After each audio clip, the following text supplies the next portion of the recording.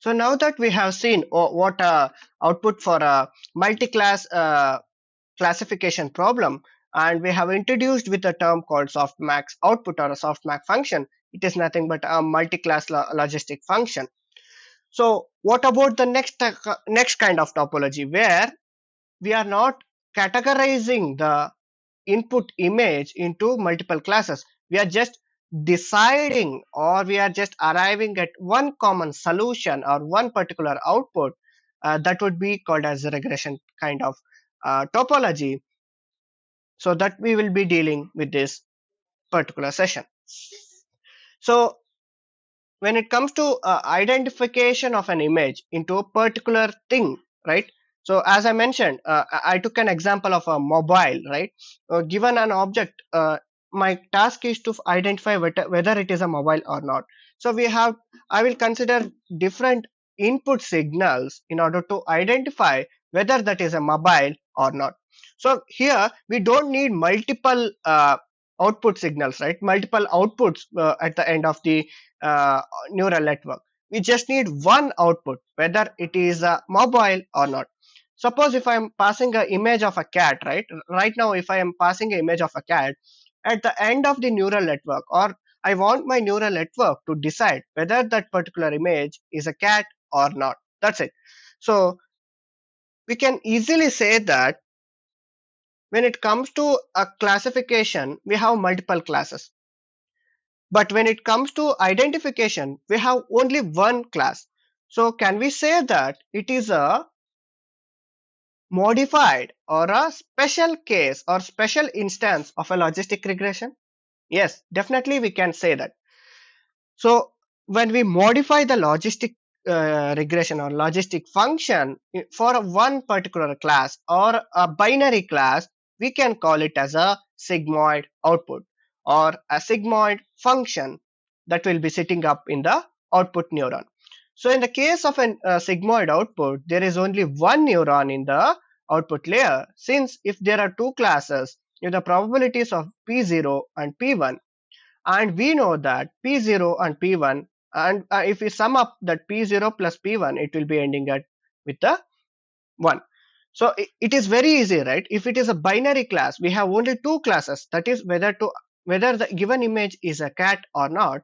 If we get an output of P0 equals to 1, then it is very obvious that the class or the probability of P1 will be 0. That is, if we get to know the probability of one particular class, we can easily identify what that other class, what is the probability of the other class would be, right?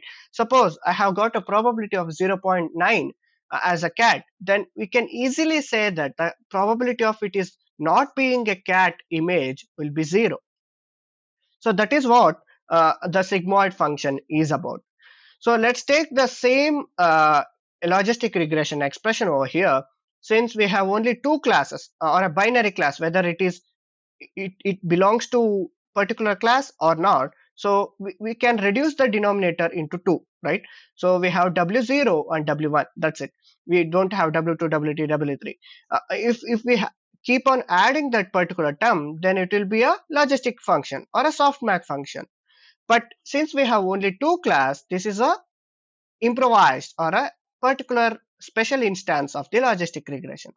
So we take the same example or same equation over here, and for the probability of P0, it is e power W0 into x dash. If it is a probability for P1, then it will be e power of W1 into x dash.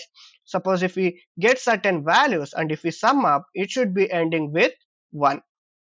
So in order to convert back into a sigmoid equation, what we can do, we can divide numerator and denominator with e power of w 0 and w1. Then if we take a probability of p1, then it will be 1 divided by 1 plus e power w0 into x dash divided by e power w1 into x dash. So I have just divided numerator and denominator by e power of w1 into x dash. Then I will be ending with some sort of equation kind like this.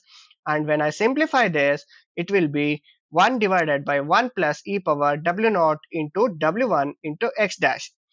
Suppose if we have a particular weight, if we know this weight associated with each of the term or W2, W0 and W1, if we subtract that, then we'll be just ending up with the equation where it says 1 divided by 1 plus e power of x dash. Then that is what a sigmoid function is all about. Voila, we have arrived at a sigmoid output. So generally, when it comes to an output of a neural network, based on the problem or based on the topology, we might have two different equations sitting at the output of the neural network. Either it may be softmax output or a sigmoid output based on the kind of task we are arriving at. Suppose if it is a classification, then we go for a softmax, and if it is a classification of multiple classes, then we go for a softmax. If it is a binary class classification, or whether to decide it is an object to particular class or not, then we will be arriving with a sigmoid output. So in the next session, we will be seeing certain assumptions of the neural network. On a whole, we assume certain things when we try to build the neural network.